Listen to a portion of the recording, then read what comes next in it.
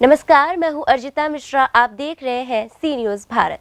वक्त हो चुका है न्यूज़ बुलेटिन का। जानते हैं फिलहाल की न्यूज़ बुलेटिन पर। बांसवाड़ा जिले की घाटोल तहसील के पटेलवाड़ा वार्ड क्रमांक 6 व 7 में पिछले कुछ महीनों से रोड लाइट बंद होने से वार्डवासी परेशान हैं। कई बार सरपंच व सचिव को अवगत कराने के बाद भी समस्या का समाधान नहीं होने से आखिरकार मंगलवार को वार्डवासियों का सब्र का बांध टूट गया और उन्होंने रात को हंगामा करते हुए सरपंच व सचिव के खिलाफ कड़ा आक्रोश जताया। वार्डवासियों ने बताया कि कस्बे में दिनों दिन चोरी की वारदात बढ़ती जा रही है। वहीं पटेलवाड़ा मोहल्ले में अंधेरा पसरा रहता है, इसी कारण चोरों को भय नहीं रहता है। लाइट की समस्या है, रोड लाइन की, और सरपंच साहब, सचिव साहब सबको जाके मिल के कह रहे आज करवाएंगे, कल करवाएंगे, परसों करवाएंगे। ये बात हमने कर के उनके पास में जाके भी थक गए हैं। और यहाँ हमारे एक तो भैंसे का कारोबार है और भैंसे बाहर बंदी रहती है, तो रात को चोरों का आतंक रहता है। और यहाँ जाने का रास्ता है ढकियाबासी पे, और रात को लाइट की बहुत परेशानी, रोड लाइन बिल्कुल बंद रहती है। प्रशासन से हम उम्मीद करते हैं कि जल्दी से जल्दी हमारा ये कार्य रात का जो रोड लाइन का वो चालू करवाएंगे। बांसवाड़ा से सीनू संवाददाता लखन आचार्य के साथ गोविंद सुधार की रिपोर्ट। भदोई नगर के मोहल्ला मलिकाना स्थित एमए संबंध इंटर कॉलेज के पास एक बोगी में रहने वाले गरीब 80 वर्षीय वृद्ध महिला की मौत हो गई, जिसकी मिट्टी औराई रोड स्थित हजरत नवीन शाह राह के पास वाले कब्रिस्तान में सुपुर्द खाक किया गया। ज्ञातों की उक्त वृद्ध महिला काफ़ी वर्षों से एमए संबंध इंटर कॉलेज के पास एक टूटी फूटी लकड़ी की बोगी में ज़िंदगी बसर करती थी। गरीबी और मुफलसी में ज़िंदगी गुजारने वाली उक्त महिला को वार्ड के सभासद दानिश सिद्दीकी व उनके साथियों ने मिलकर तदफीन का इंतज़ाम किया और बाद में नमाज जोहर नावीना शाह के पास वाले कब्रिस्तान में सुपुर्द खाक किया। इस तरह के कार्यों में सभासद दानिश सिद्दीकी व उनके दोस्तों द्वारा बढ़ चढ़ कर हिस्सा लिया जाता है। भदोई से सीनियर संवाददाता खुर्शीद खान की रिपोर्ट। भदोई में मुहर्रम पर उठने वाले ऐतिहासिक दुलदुल का जुलूस भी इस वर्ष कोरोना महामारी को देखते हुए नहीं उठाया जाएगा। ऐसा निर्णय नगर पालिका परिषद के पूर्व चेयरमैन रहे स्वर्गीय असगर खां के पुत्र व ऐतिहासिक दुलदुल कमेटी के अध्यक्ष अख्तर खां ने मंगलवार को हुई भदोई कोतवाली के प्रांगण में शांति समिति की बैठक में लिया। वह भदोई में हिंदू मुस्लिम एकता के प्रतीक माने जाते हैं, जो भदोई के गंगा जमनी तहजीब को बरकरार रखने के लिए पूर्व में काफ़ी सराहनीय कार्य किया है, जिसे आज भी याद किया जाता है। मुहर्रम में विशेष रूप से सभी लोग उनके सहयोग की सराहना करते हैं। इस दौरान खान ने शांति समिति की बैठक में लोगों को संबोधित करते हुए कहा कि कोई भी पर्व हो वह हर साल आनी है, लेकिन कोरोना महामारी में अगर एक वर्ष सभी पर्वों को सादगी के साथ घरों में रहकर मनाएं तो क्या बुरा है। जिस तरह से हमने कई पर्वों को सादगी के साथ मनाया, ठीक उसी प्रकार से गणेश पूजा और मुहर्रम को भी मनाया जाएगा। इसमें सरकार की गाइडलाइंस का पालन किया जाएगा, साथ ही प्रशासन का इसमें सहयोग भी किया जाएगा। भदोई से सीनियर संवाददाता खुर्शीद खान की रिपोर्ट। आज भी कीचड़ से परिपूर्ण कुमिरदाहा पंचायत के कुमिरदाहा ग्राम का रास्ता जो कीचड़ से भरा हुआ है, ना ही इस पर सरकार की नज़र है, ना ही मुखिया की। यह ऐसा रास्ता जिस पर अगर गलती से बाइक चला जाए तो दोनों चक्के कीचड़ में घुस जाते हैं। इसी रास्ते में एक वृद्ध औरत का घर पड़ता है, जिसमें कि रास्ते में पानी बहने के कारण पानी उनके घरों में घुसता है। नहीं ওই রাস্তার জলের কারণে তোমার ঘরে জল ঢুকছে? বলছে রাস্তা জলের কারণে এই ঘরে জল ঢুকছে। রাস্তা জলের কারণে আর এই চাল ছপরে হ্যাঁ এই পিপুরি মুসা যে কত পলিথিन से पिंची सब। दुमका से सीनियर संवाददाता शुभांकर नंदन की रिपोर्ट। झारखंड के दुमका रानीश्वर में नहीं थम रहा है बालू का उठाव। एनजीटी का उल्लंघन, दिन प्रतिदिन बालू माफिया द्वारा बालू उठाव जारी है। महेशबतान बालू घाट नदी से बालू उठाव जारी है। बालू का उठाव नदी से हो रहा है। दुमका से सीनियर संवाददाता शुभांकर नंदन की रिपोर्ट। मामला बस्ती जिले के परशुरामपुर थाना अंतर्गत परसा परशुरामपुर मार्ग के मड़ेरिया चौराहे का है, जहां अलीपुर से दिल्ली जाने वाली बस पलटने से एक बड़ा हादसा हो गया, जिसमें कई लोग गंभीर रूप से घायल हो गए। वहीं 6 की हालत नाजुक होने के चलते उन्हें जिला अस्पताल के लिए रेफर किया गया। सर बस हादसा में जो लोग घायल हुए हैं सामुदायिक स्वास्थ्य केंद्र परशुरामपुर में लाए गए हैं।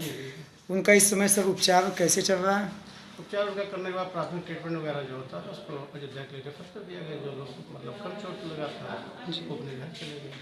सर उनका कंडीशन कैसा है इससे? 2-3 लोग तो दिक्कत था, क्या 6 लोगों को दिक्कत था, 3 को ज़्यादा दिक्कत था, उनको रेफर कर दिया गया था। सर उनको कहाँ रेफर किया गया? हॉस्पिटल अयोध्या के लिए। जी, जो लोग सर अभी नॉर्मल हैं उनका ट्रीटमेंट चल रहा है? वो चले गए अपने घर। यहाँ पे सर कितने? ना। कोई एडमिट नहीं है? ना कोई नहीं। जी धन्यवाद सर।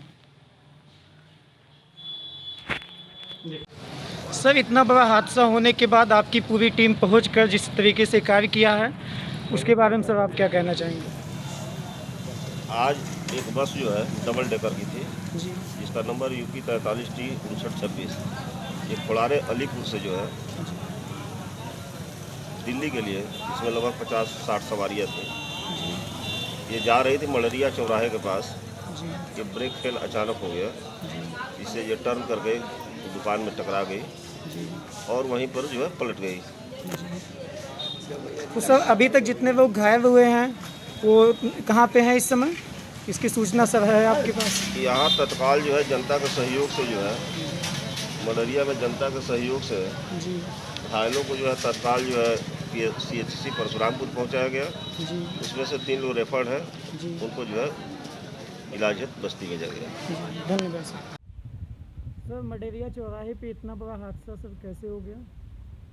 एक्चुअली ये खोड़ारे से बस जा रहे थे दिल्ली को जी और मडरिया तिराहे पे जो है ड्राइवर का स्टीयरिंग फेल हुआ। क्या हुआ कि वो उत्तर साइड में मुड़ गई जी एक जो है PCO की दुकान थी उसमें जाकर लड़ गई और उसके बाद में पूरे फोर्स के साथ जो है थाना प्रभारी श्री अशोक कुमार सिंह पहुँचे जो है और सारी व्यवस्था करते हुए जो है सभी घायलों को उपचार के लिए प्राथमिक स्वास्थ्य केंद्र परशुरामपुर पहुँचाया गया और जनता का पूरा सहयोग था। इस सहयोग में हमारे क्षेत्र के जो भी गणमान्य लोग सभी लोग मौजूद उन्होंने भारी सहायता की। सर आपका शुभ नाम? जी मेरा नाम बब्बू खान शमीम है जी मैं प्रदेश कार्यकारिणी सदस्य हूँ एवं प्रभारी गोरखपुर हलसंग। सर ये हादसा कैसे हुआ है? अब हादसा के बारे में तो कोई यहाँ खड़ा नहीं था, ना हमको पता है। जी बिल्कुल सर। लेकिन हम लोग आए, बाद में पता चला कि गाड़ी की ब्रेक फेल हो गई थी जो अलीपुर से होकर के दिल्ली तक जाती है। इसमें 50-60 सवारियाँ थीं। जब पलट गई बड़े भाई तो मैं फोर्स थाना अध्यक्ष परशुरामपुर और यहाँ पब्लिक ने मिल करके घायलों को निकाला। इलाज के लिए CHC परशुरामपुर गए। नहीं बड़े भाई नहीं, वहाँ से जो गंभीर अवस्था में 2-3 थे उनको बस्ती चिकित्सालय मात्र 3 लोग घायल हैं। सर आपका शुभ नाम? हमारा नाम है श्रवण कुमार त्रिपाठी, प्रधान संगठन परशुरामपुर। बस्ती से सीनियर संवाददाता विजय कुमार दुबे की रिपोर्ट। बहराइच जिला अस्पताल की लापरवाही का आलम तो देखिए। गर्भवती महिला के बच्चे के पेट में मौत हो जाती है, आखिर कब से सुधरेगी ये बदहाल व्यवस्था। बताते चलें कि कैसरगंज निवासी एक महिला को प्रसव पीड़ा होने पर उसका पति उसे लेकर CHC पहुंचा, जहां हालत गंभीर होने पर चिकित्सकों ने उसे मेडिकल कॉलेज रेफर कर दिया। मेडिकल कॉलेज में महिला को भर्ती कर स्वास्थ्यकर्मी ने खून और कोरोना की जाँच लिख दी। पति ने खून की जाँच करवा ली लेकिन कोरोना की जाँच नहीं हो सकी। इस दौरान महिला पीड़ा से कराती रही। पति इलाज और ऑपरेशन के लिए गिड़गिड़ाता रहा लेकिन स्वास्थ्यकर्मियों का दिल नहीं पसीजा। इसी दौरान शिशु ने गर्भ में दम तोड़ दिया। इसके बाद भी ऑपरेशन नहीं किया गया। अंत में स्वास्थ्यकर्मियों ने सबको ऐसे ही बाहर निकाल दिया। बोलिए क्या बताएं? आपके साथ मतलब आप जिस दिन आए हैं उस दिन से बताइए, शुरुआत से घटना आप पूरी बताइए। कल हम 4 बजे आए हुए हैं और यहाँ भर्ती कराएं। भर्ती कराने के बाद में हमें जो है खून जांच का और जो है कोरोना जांच का पर्ची दिया गया, जो कि जो है खून जांच हो गया, कोरोना का जांच नहीं हो पाया, जिसके कारण जो है मेरी बीवी का जो है ऑपरेशन नहीं किया गया। रात के 1 बजे जो है बच्चा पेट में ख़त्म हो गया। सुबह 6 बजे हुआ, किसी डॉक्टर ने हाथ भी नहीं लगाया और किसी डॉक्टर ने कोई छुआ नहीं गया। जब तक कोरोना की जांच नहीं होगी तब तक हम हाथ नहीं लगाएंगे, मरीज मरे या रहे। तो बच्चा भी मर गया, उसके बाद भी नहीं देखा गया? बच्चा मर गया, उसके बाद देखा गया। बच्चा मतलब जब तक कोरोना की रिपोर्ट नहीं आई तब तक उन्होंने कुछ नहीं किया? तब तक कुछ नहीं किया। उन्होंने कहा हम नहीं देखेंगे, जब तक कोरोना जाएगा तो हम देखेंगे नहीं। उस समय डॉक्टर कौन था, मौजूदा डॉक्टर? डॉक्टर महिलाएं हैं। महिलाएं थी? महिलाएं थी। क्या कर रही थी वो कह रही थी जब तक कोरोना की जांच नहीं हो जाएगी तब तक मैं ऑपरेशन नहीं करूंगा, मरीज मरे या रहे। आप कहाँ से आए हुए हैं? कैसरगंज। आपका नाम क्या है? तौहीद आलम। तो आप क्या कार्रवाई चाहते हैं? हम कार्रवाई चाहते हैं जो हमारा लड़का जो लड़की मरी है उसकी कार्रवाई इनके ऊपर हो और ये जो है उसमें रहें। आप इसका जिम्मेदार किसे मानते हैं? डॉक्टर को। डॉक्टर। और कौन कौन शामिल है इसमें? सेमस ने तो फ़ोन किया था लेकिन उनकी भी बात नहीं मानी गई। अच्छा। मतलब वो ये कह रहे थे कि जब तक कोरोना का जांच नहीं होगा हम टच नहीं करेंगे, हाथ नहीं लगाएंगे। जब तक कोरोना का जाएंगे तब तक वो हाथ नहीं लगाएंगे, मरीज रहे न रहे। और बोल रहे थे कि लखनऊ ले जाओ, कहीं भी ले जाओ, लेकिन हाँ हाथ नहीं लगाएंगे। क्या इनके पास पीपी किट से जो है जांच में उन्होंने नहीं करवाया, वो मांग रहे थे क्या कहते हैं उसको, तो ना क्या उसको ऐसे नाम पे टूनाट, बोले थे हम उसकी ही जांच मानेंगे, बाकी इसकी हम नहीं मानेंगे। जबकि डीएमएसपी का अगर कोरोना होता है तो किपैड से जांच होती है, लेकिन मरीज के लिए किपैड से जांच नहीं मानी गई। इनके पास एक सुरक्षा कवच होता है कोरोना से बचने के लिए, क्या इनके पास नहीं था? वो इन्होंने कुछ नहीं दिया, छुआ ही तक नहीं कर रहे थे। हाँ, जब 2 बार महिलाएं नीचे गई तो हम समझे कि महिलाओं को महिला इलाज कर रही होंगी। तो जब महिला था कि इलाज हमारा नहीं, तो हम जब ऊपर पहुँचे तो देखा कि केबिन में मेहंदी लगा रही थी, मोबाइल से बात कर रही थी, उसमें वीडियो देख रही थी।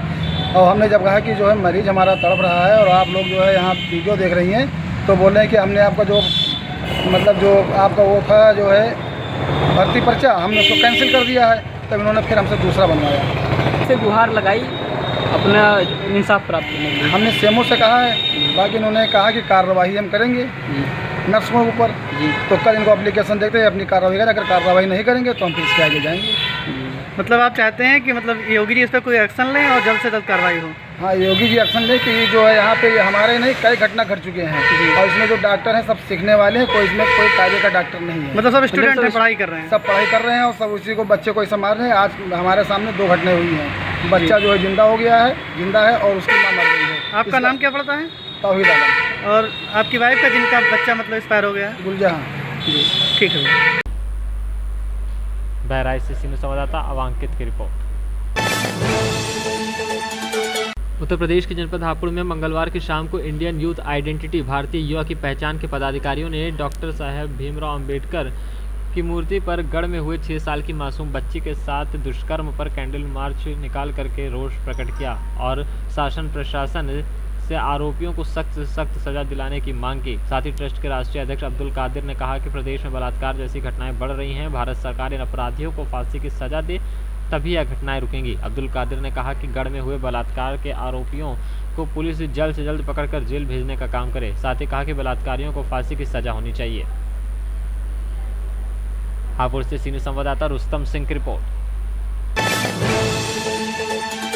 कौशाम्बी के तलैया टिकूर चौराहे पर भीम आर्मी व आज़ाद पार्टी का गठन शिव बाबू निराला के द्वारा किया गया, जिसके मुख्य अतिथि भीम आर्मी के जिला अध्यक्ष होरी लाल, कोऑर्डिनेटर राजू गौतम आदि तमाम पदाधिकारीगण मौजूद रहे। लेकिन हम लोग भीम आर्मी के गठन करने के लिए आए थे यहाँ पे और काफ़ी हद तक गठन हुआ है और आज़ाद समाज पार्टी के साथ भी उनका भी गठन था और भीम आर्मी का गठन था। हमारी सोच यही है कि भीम आर्मी संगठन जो है ना वो अपना पूरी तरह से काम करेगी। समाज में जिस तरह उत्पीड़न होता है, लोगों पे अन्याय होता है, अत्याचार होता है, भीम आर्मी उसकी लड़ाई लड़ेगी। उसी के आदेश पे जो चंद्रशेखर भाई का आदेश है, हम उसी आदेश से काम कर रहे हैं और राजनीतिक जो दल है उसमें आज़ाद समाज पार्टी को इस बार हम लोगों ने सरकार बनाई।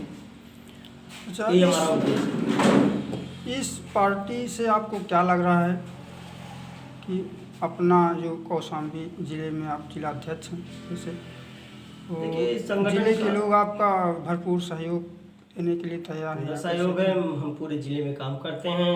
आज़ाद समाज पार्टी का पूरा सहयोग है।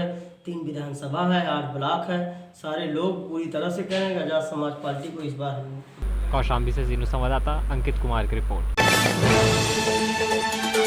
मुंगावली में आज नवागत एसडीएम राहुल गुप्ता द्वारा निगरानी समिति की बैठक ली गई। यह बैठक नगर परिषद के सभागार में हुई, जिसमें कोरोना महामारी को लेकर आवश्यक दिशा निर्देश दिए गए। वहीं आगामी त्योहारों को देखते हुए सोशल डिस्टेंसिंग व मास्क पर विशेष जोर दिया गया। साथ ही सभी त्योहारों को घरों पर ही मनाने की बात कही गई और बाजार में भी सोशल डिस्टेंस का ध्यान रखा जाना सुनिश्चित किया गया। वहीं बैठक के बाद एसडीएम राहुल गुप्ता द्वारा स्मार्ट सिटी के कार्य का निरीक्षण किया गया व सभी अधिकारियों को दिशा निर्देश दिए कि जो लोग सोशल डिस्टेंसिंग का पालन नहीं कर रहे हैं, ऐसे लोगों पर चालानी कार्रवाई करने की बात कही गई। वहीं निगरानी समिति की बैठक में एसडीएम राहुल गुप्ता, एसडीओपी श्वेता गुप्ता, पिपरई तहसीलदार, बहादुरपुर तहसीलदार, VMO YS Tomar, CMO Vinod Unnithan सहित अधिकारी व कर्मचारी व पत्रकारगण मौजूद रहे। मुंगावली से सीनियर संवाददाता ओम प्रकाश पंत की रिपोर्ट। अभी के लिए न्यूज़ बुलेटिन में बस इतना ही। देश दुनिया की तमाम खबरों के लिए बने रहिए सी न्यूज़ भारत के साथ। हर खबर आपके साथ, आपके हाथ।